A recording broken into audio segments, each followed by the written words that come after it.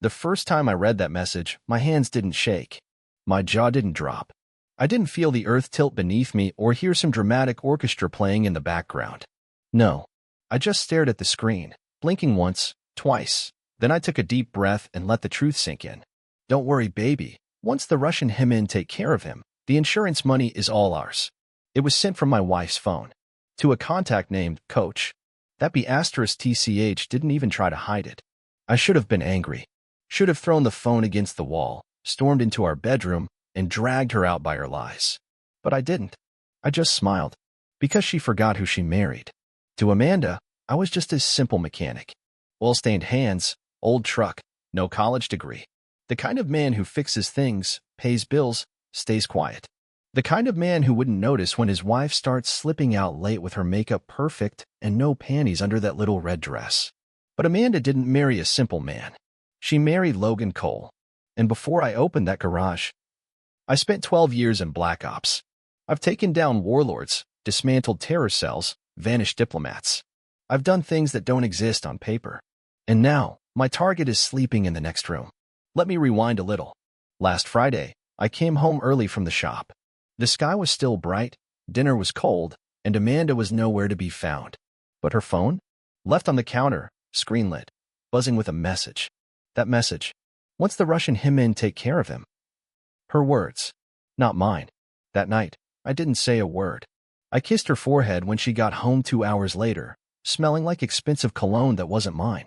I asked about her yoga class, and she fed me some bullish *T about deep stretching and wine afterwards. Yoga with wine, huh? Got it. I spent that night in the garage, pretending to fix the carburetor on a *78 Firebird. What I was really doing? Pulling out my old lockbox. The one Amanda doesn't know about. Inside, my encrypted satellite phone, a SG Sauer P226, and the files I swore I'd never open again. It was time to become the man she never knew she married. The next morning, she made pancakes, kissed my cheek, and asked if I'd signed the life insurance renewal. Said it with those big fake doe eyes. God, she was good. Real good. She even joked, "You better not die before our beach trip next month." I smiled and said, "No worries, babe. I'm not going anywhere." Not yet. I made a call that afternoon. A secure line. Told them the code name. Scorpion's Nest. That was all it took. My old handler knew what it meant. I was activating the failsafe. And the game began. The next few days, I played dumb. Played her game. She wore shorter skirts, disappeared more often, started calling me babe like we were suddenly in high school. I knew what she was doing, fattening the turkey before the axe drops. Guilt-tripping herself into fake affection before the kill. Then, 2 nights ago, I followed her. She said she was going to book a spa treatment. She ended up at a sleazy motel on the edge of town. Room 214. Curtains drawn. And guess who walked in 10 minutes later? Coach. A tall, muscular dude with a smug grin and too many tattoos for someone who claims to train high school athletes. I watched him grab her waist, spin her, and push her against the wall. I didn't need to see more. I'd seen that move before. I taught it to operatives in Colombia, close quarters seduction and control. He was ex-military too. Probably some washed-up mercenary she found on Facebook with a sad story and a six-pack. She was all over him, giggling. He doesn't suspect a thing. After next weekend, we'll be rich and free. That was her plan. But she forgot one thing. You don't try to kill a ghost. I've been dead before. My name buried in classified files, my picture burned off the grid. Amanda thought she picked the perfect victim. Dumb, loyal, boring. Instead, she poked a sleeping wolf. I walked back to my truck, started the engine, and whispered to myself, time to show her who she really married. And so it begins. By the time I got home, Amanda was already asleep in our bed, curled up under the covers like she wasn't plotting my murder. Her hair smelled like men's body spray. She even left her phone charging on the nightstand, as if I wasn't smart enough to clone it already. I laid beside her, watching her breathe. Just watching. Not like a husband watches his wife. More like a sniper studies his target through the scope. Because that's all she was to me now, a mission. And the mission was clear: expose her, punish her, and make sure she never forgets who I really am. Next morning, she was back to her usual act. Bathrobe, kiss on the cheek, soft little giggle as she handed me a coffee. "Big day today, babe?" she asked, stirring her tea. "Oh yeah," I said. "Got a lot to take care of." If only she knew. By then, I'd already made contact with someone I hadn't spoken to in years, a guy named Marcus Smoke Valles, former CIA tech op. He owed me his life from an operation in Syria, and now I was collecting. He was the one who tracked the encrypted texts. Turns out Coach wasn't just a side piece. He was connected to a Russian black market gunrunner. Amanda hadn't just cheated on me, she recruited someone to finish me off. Her plan was damn near genius. The hitmen were supposed to make it look like a robbery gone wrong. I'd be found dead in my garage. Bullet to the head. Clean, untraceable. But now I knew everything. So, I built the perfect trap. First, I left breadcrumbs. Small ones. A gas can just outside the garage. A few staged arguments with Amanda in public. A half-burned threatening note in the trash. She'd think I was losing control. Getting paranoid. Vulnerable. That would boost her confidence. And that's exactly what I wanted. A cocky traitor is easier to expose. The next evening, I came home early. Again. She was in the living room, texting like crazy. Her hands froze when she saw me walk in. "Hey, you're early," she said, flashing that fake smile. "Closed shop early." "Got some bad news from the insurance company," I said. Her eyes narrowed. "What kind of bad news?" I watched her carefully. Turns out there was a problem with the paperwork. The policy's been flagged. No payout if something happens to me. I watched her skin pale just slightly. Not much, but enough. "Oh, that's terrible," she said, putting on a shocked face. "You okay?" "I'll live," I said, grinning slightly. She didn't know I'd hacked her emails. She didn't know I'd replaced her burner phone with a clone. She didn't know I'd already rerouted her payments through fake bank accounts. This wasn't revenge. Not yet. This was preparation. I needed her to feel comfortable, safe, still in control. So I spent the rest of the evening cooking steak, lighting candles, pretending to be the man she thought she could outsmart. We even watched some stupid Netflix show while she snuggled into my chest, lying through her teeth about how much she loved me. But I knew that night she confirmed the hit. The final message came through at 1:17 a.m. from a secure chat app. I was in the garage pretending to sleep on the couch. Target confirmed. Saturday. Midnight. Location. Home. That was it. My death sentence. Written like a business memo. But they picked the wrong Saturday. Because I won't be the one bleeding on the floor. They will. Saturday came faster than expected. Amanda acted like it was just another weekend. Pancakes. That fake little dance she did in the kitchen when her favorite song played. But beneath all that painted on joy was one very nervous woman trying to play cool before her husband was supposed to die. She wore perfume that day. Real heavy. Strong enough to cover guilt. And I noticed she dressed a little nicer than usual for just hanging around the house. She was nervous. That's when I knew she was serious about it. So I played along. I mowed the lawn. Drank a beer. Watched the game.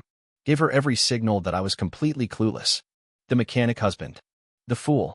The soon-to-be dead. But by noon, the real work started. First, I cleared the cameras from the house's official security system. Amanda thought that was the only surveillance we had. But I'd installed my own, microcams the size of screws in all the right places. Kitchen, garage, hallway, even the damn laundry room. All streamed directly to a tablet in my workshop out back. Then, I started prepping the safe room. Yeah, I had one. When I built this house 5 years ago, I designed a hidden basement bunker under the garage. Soundproof, reinforced steel door, emergency exit to the woods. Amanda thought it was just an extra storage space I never finished. Truth is, I kept it off all blueprints. For moments like this. Inside that room, I laid out everything: guns, gear, comms, old ops files. And something special I'd saved for years, a black mask, and the ID badge of a man Amanda didn't know existed, Ghost Protocol, L. Cole. It was time. By 10:30 p.m., she was pacing, pretending to fold laundry, pretending to check emails. But really, she was waiting for the signal. Around 11:15, she poured me a drink. Bourbon. Ice. Just like I liked it. She handed it to me with that angelic smile and said, "You should relax tonight. You've been working so hard." The drink was laced. I knew. I'd watched her crush the pill and pour it in. Amateur move. That dosage might knock out a teenager, but I've built immunity to worse. So I sipped it. Just enough to keep the act going. Then, when she wasn't looking, I dumped the rest into the potted plant behind the couch.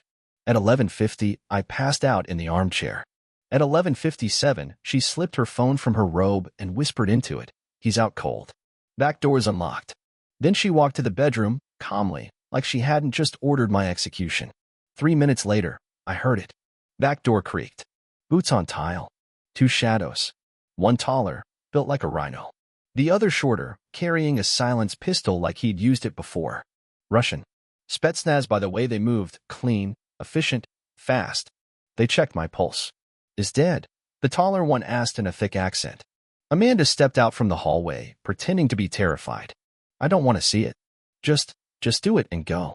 They pointed the silencer at my head. And that's when I opened my eyes and whispered, wrong house. I moved fast. The taller one dropped first, elbow strike to the throat, snapped his wrist, gun in my hand. The short one turned, fired, missed. I didn't. 2 shots. One in the leg, one in the shoulder. He dropped screaming. Amanda shrieked. Tried to run. I grabbed her by the wrist mid-sprint and slammed her against the wall. Hard enough for the pictures to fall. You were gonna bury me next to your damn roses, I hissed. How's this for a plot twist? Her face twisted, first shock, then rage, then fear. You're not just a mechanic, she breathed. No, Amanda, I growled. I'm the nightmare you hired. And this was just the beginning. Amanda looked at me like I was a stranger. Like she was seeing a ghost she'd summoned but didn't believe would actually show up. Her lips trembled as she whispered, What are you?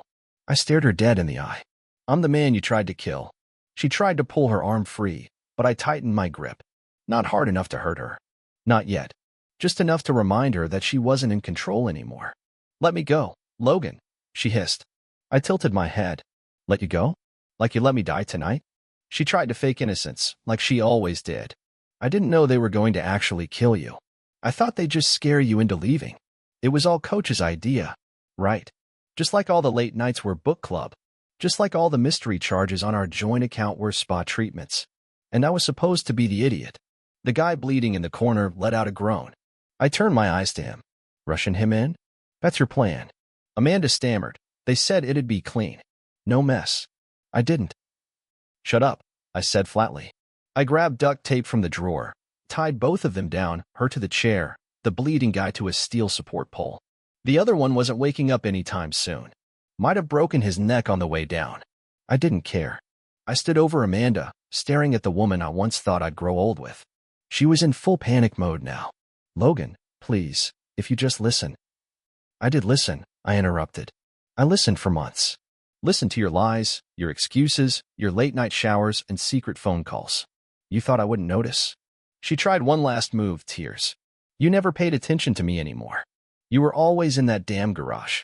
You stopped touching me like you used to. You made me feel invisible, Logan. I just wanted to feel something again. I leaned down, inches from her face. And what did Coach make you feel? Was it in motel room 214? Was it better than all the nights we shared under this roof? She flinched. That was just release. It didn't mean anything. But murdering me meant something? I snapped. Silence. For once in her life, Amanda had nothing to say. I stood back and laughed. Cold and bitter. You should have just divorced me. You'd get the car, the house, the sympathy. But you wanted it all. My life. My blood. My name gone so you could collect a damn insurance check. Amanda's face hardened. The tears dried fast. And just like that, the real her came out. You know what? She spat. Yeah, I wanted out. You were boring. Predictable. You fixed engines and ate leftovers. And I was sick of pretending you were a man worth keeping. There it was. The final nail. I let that sink in for a second. Then I smiled. Thank you. For what? She snapped. For finally telling the truth. She looked confused. What do you mean? I turned to the still conscious hitman. You speak English? He nodded weakly. Duh, little. Good. You're gonna record something for me. Amanda's eyes went wide. What the hell are you talking about? I pulled out my phone, hit record, and shoved it in her face. Confession time. She shook her head. No way. Lie again, I warned. And I'll send the Russians your mother's address instead. She blinked. And just like that, she started talking. Fine. I hired them. I wanted him dead. We were supposed to make it look like a robbery. I'd collect the money, and me and Coach would disappear. I turned the phone toward the hitman. You confirm that? He gave a slow nod. Yes. We were paid. Half up front. Name of the contact? He hesitated. Woman. Amanda. Sent us money, gave photos, told us time and place. I stopped recording. Amanda broke down again. Please, Logan, don't ruin my life.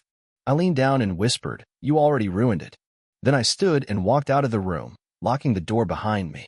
And I let her sit in that chair, realizing the only man who ever truly protected her just became her worst enemy. I didn't sleep that night. I watched the footage on repeat. Amanda's confession. Her voice trembling, eyes wide with panic, saying the words out loud like she couldn't believe she was finally caught. I kept rewinding it. Not because I needed proof.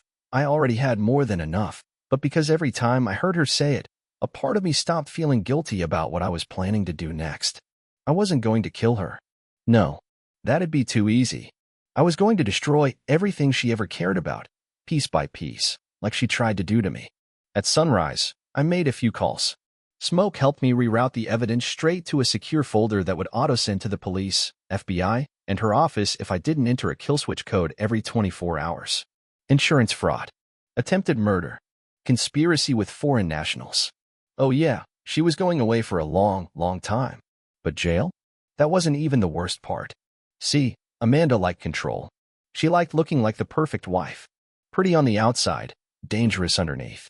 She thrived on status, reputation, all the girls' brunches, the curated Instagram posts of avocado toast and couple goals. So I started there. At 9 a.m. sharp, I scheduled the first wave. Airdropped her confession to everyone in her contact list. Family, friends, her yoga group, even her boss. The group chat exploded. I watched it happen in real time. Text after text. Amanda, is this a joke? Tell me this isn't real. OMG, you hired hitmen? She didn't reply to any of them. She was still locked in the basement chair, screaming at the cameras, begging me to talk. I had the audio muted. Didn't want to hear her voice anymore. By noon, her sister showed up. I didn't answer the door. She banged for 5 minutes before finally leaving a note that said, Amanda, what the hell is going on? Call me. Next, I contacted my lawyer. Had him draft divorce papers so clean and ironclad. Not even the devil's attorney could twist them. Everything she cared about, the house, the car, the accounts, all frozen. Transferred. Removed. And then came the final blow. Coach. I found out his real name. Brian Keller. He was a former Marine dishonorably discharged for smuggling black market gear. No surprise there. His apartment? Trash. His car? Leased. His phone? Bugged. I sent every dirty file I had on him to Homeland Security under an anonymous tip. They'd be kicking his door in before sundown. By 3 p.m., Amanda was hysterical. She'd stopped screaming and started bargaining. Logan, please. I was scared. I didn't know what I was doing. I can fix this. We can fix us. I turned on the mic for the first time that day and replied calmly. Us died the moment you called me boring and tried to have me executed for a payout. She sobbed. I was desperate. No, I said coldly. You were greedy. Then I ended the call and shut off the screen. At 6 p.m., I opened the door to the basement. She looked up at me with bloodshot eyes and cracked lips. Are you going to kill me? I shook my head. You don't get to die today, Amanda. You get to live with everything you did. Everyone knows. Everyone saw the real you. She broke. Right there on the concrete. Crumpled like a puppet with its strings cut. And I walked away, not looking back. Because some revenge doesn't knock. It walks in and takes everything. 3 days after I exposed her, Amanda was still hiding in the house. Not our house, hers now, technically, the one I let her rot in while I moved into a secure apartment across town. She hadn't showered. Barely ate. Just sat in the same spot on the cold basement floor, reliving her failure like a broken record. I didn't visit. I didn't check the cameras anymore. I already saw enough. The world Amanda built around lies and manipulation was collapsing in real time. Coach? Or Brian? Rather, he got arrested the next morning. Homeland hit his apartment like a sweat show. Guns drawn, neighbors screaming. Found illegal firearms, forged IDs, burner phones. The works. He's being held without bail. They're digging into his military past now. Once the insurance fraud and murder for hire charges catch up, he'll be in federal prison till he dies. Amanda's job? Gone. Her boss received the recording directly. HR called her in for a chat Monday morning, but she never showed. Word spread like wildfire. Someone leaked the audio. Her confession was on Reddit, Twitter, even a podcast that discusses killer spouses. They called her the Rose Widow since she planned to bury me by the roses out front. Cute. Our neighbors stopped pretending to wave at her. I heard she tried grocery shopping and got slapped in the parking lot by some woman from her Pilates class. And then came the subpoenas. My lawyer filed the official charges: attempted murder, conspiracy, fraud. I didn't even have to show up in person. My evidence was so airtight, her own attorney recommended a plea deal within 24 hours. But here's the thing. I didn't want her behind bars just yet. No, that'd be too clean. I wanted her to feel it, to live it, to walk through the wreckage of everything she burned, barefoot and blindfolded. So I delayed the trial, gave her time to sink. Meanwhile, I was rebuilding. I reopened my shop under a new name, Ghost Torque. People started talking when they saw the rebrand. Business boomed. I hired 2 veterans to help run things. Guys I trusted with my life. It was good to be around brothers again. No lies. No masks. Just honest work and shared scars. But the nights, those were the hardest. I'd sit alone on the balcony, bourbon in hand, trying to untangle the knot inside me. Not rage. Not even sadness. Disappointment. I married Amanda because she saw me at my lowest, after my discharge, after the blood, when I wanted to disappear. She made me believe I could be more than just a tool for violence. She held my hand and told me I was enough. And then she tried to have me erased like a bad receipt. That F***ck's with your head. One night, Smoke called. Still breathing? He asked. Barely, I said. He paused. You did the right thing, Logan. You let her unravel herself. Doesn't make it hurt less, I admitted. No, he replied. But it makes you free. That word stuck with me. Free. I hadn't felt that way in years. Free from pretending. Free from her web of smiles and betrayal. Free from playing the harmless husband when my instincts told me I was being hunted in my own damn home. I wasn't broken. I was awake. By the 5th night, I slept through till morning. No nightmares. No Amanda. Just peace. It was fragile, like glass in the sun, but it was mine. And for the first time in a long time, I wanted to live again. Not for revenge. Not for justice. For me. It was a Thursday morning when Amanda finally crawled out of her hole. I heard about it from Cheryl, my old neighbor 2 doors down. She called while I was elbow deep in an engine rebuild. She showed up, Cheryl said, her voice shaky, like she wasn't sure if she should be telling me. Looked like a ghost. Hair a mess. No shoes. Just stood at your old doorstep for 10 minutes. I wiped my hands on a rag and stepped out into the sun. What did she want? I asked. Cheryl hesitated. She kept whispering your name. Logan, please. Just talk to me. Then she sat down on the porch like she still belonged there. That porch. I built it with my own hands. Hammered every nail, stained the wood, even carved our initials under the railing the week after our honeymoon. I remember Amanda laughing when I did it, saying, "You're such a sap."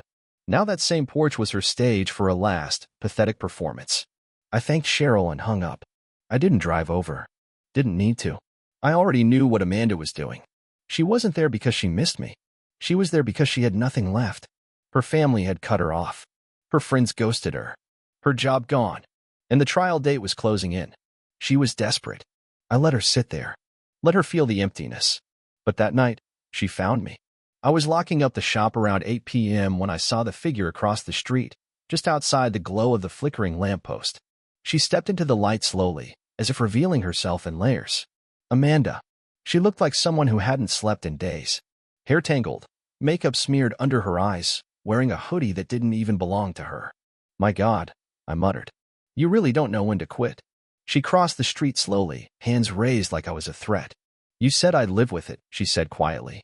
You were right. I am. I didn't say a word. Just stared. She swallowed. Logan. I'm not here to fight. Or beg. I don't know who I am anymore. I scoffed. You're a liar. A cheater. A would-be murderer. You're exactly who you've always been. She flinched. I was broken, she said. And I tried to fix it by destroying you. I don't expect forgiveness. But if there's any part of you, any human part, left under all that pain, just hear me out. For a moment, the silence between us was loud enough to make my chest vibrate. Then I said, you spent 2 years lying next to me, plotting my death like it was a chess move. Now you want a conversation? I made a mistake, she whispered. No, I replied. A mistake is forgetting an anniversary. You orchestrated a murder. She nodded slowly, tears falling, but I didn't care anymore. I couldn't. That well of empathy she'd once drained dry was empty now. I'm going to prison, she said. I know that. I accepted it, but I had to look you in the eye before it happened. Because the man I married, the man I tried to erase, he was better than me. Stronger. Kinder. I didn't deserve you. I studied her for a long moment. And then I said what I'd been holding in for months. No, Amanda. You didn't. She cried then. Really cried. Not the manipulative, mascara-running theatrics she used to pull. This was broken sobbing. The kind that shook her shoulders and stole her breath. But I didn't reach out. Didn't comfort her. I let her break. Because I wasn't her savior anymore. She turned, finally, and walked away into the darkness. And I stood there, watching the woman who tried to bury me with her lies vanish into the night she created. For good. Amanda's trial began 2 weeks later. It wasn't a media circus, not yet. But local reporters were definitely sniffing around, and her name, Amanda Cole, was now permanently tied to the phrase murder for hire attempt. The courtroom was small, quiet, and heavy with tension. I sat in the back, didn't speak, didn't make a scene, just watched. She wore a gray suit. No makeup. Hair pulled back. She looked like a shell, like someone who'd already been buried and exhumed. When they played the recording, "Don't worry, baby, once the Russian hitmen take care of him, the insurance money is all ours," Amanda closed her eyes like it physically hurt her to hear herself. Good. The prosecutors laid it out clean and cold. Financial motive, multiple communications with hired killers, confession recorded under no duress. They didn't even need to embellish. She buried herself with her own words. Her lawyer tried to spin it as emotional instability. Claimed she suffered from temporary delusional detachment due to marital dissatisfaction. I almost laughed. If betrayal came with a medical diagnosis, we'd all be living in padded rooms. By the end of the first day, Amanda pled guilty to avoid federal charges. She took the deal, 12 years in state prison. No parole before you're 7. No contact with me ever again. The gavel dropped. The courtroom emptied. And I walked out with a silence in my chest I'd never known before. It wasn't peace exactly, not yet, but it was something. I didn't celebrate. Didn't go drinking. Didn't post a victory quote on Instagram like some motivational warrior. I just went home, sat on my balcony, and stared at the night sky. Alone. And then I started to write this. Because this story, my story, isn't just about revenge. It's about what you learn when the person you trust most turns into your enemy. When the love of your life tries to erase you like you were just a number on a payout document. Here's what I learned. 1. Trust your instincts. If something feels off, it is. Don't silence your gut to keep the peace. I saw the signs, the late nights, the random smiles at texts, the fake fights meant to justify distance. I ignored it because I loved her. That almost got me killed. 2. Love without blindness. Loving someone doesn't mean tolerating betrayal. Amanda didn't fall from grace overnight. It was gradual, lie by lie, secret by secret. I saw the red flags. I just chose not to raise them. 3. Know who you are. For years, I played the role Amanda needed, quiet, simple, safe. But I was never just a mechanic. I was a warrior, a protector, a man with history and purpose. She wanted me dull, obedient, small. She forgot what I'm made of. 4. Revenge isn't about violence. I didn't break her bones. I broke her illusion, the fantasy that she was smarter, faster, untouchable. That was enough. 5. Healing is slow and quiet. There's no montage, no epic song, just small moments, sleeping through the night, laughing with a friend, rebuilding something with your own hands. Amanda's gone now. In prison, probably carving lies into new walls, trying to seduce the sympathy out of someone else. That's her prison, not just of bars, but of herself. As for me, I'm still learning how to live, still learning how to trust again. But I wake up every morning knowing one thing. I survived. She dug a grave for me. And now, she's rotting in it alone.